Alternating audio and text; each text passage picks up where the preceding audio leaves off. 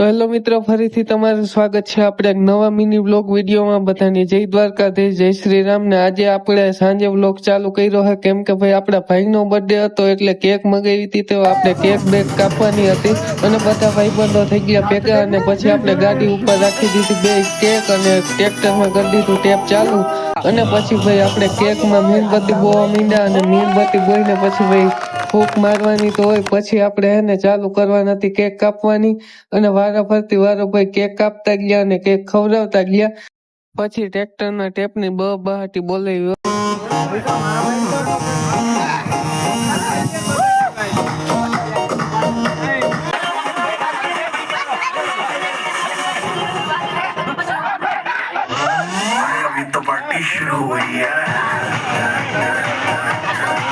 પછી કપાઈ ગઈ કેક, ભાઈનું ભરાઈ ગયું ફેસ.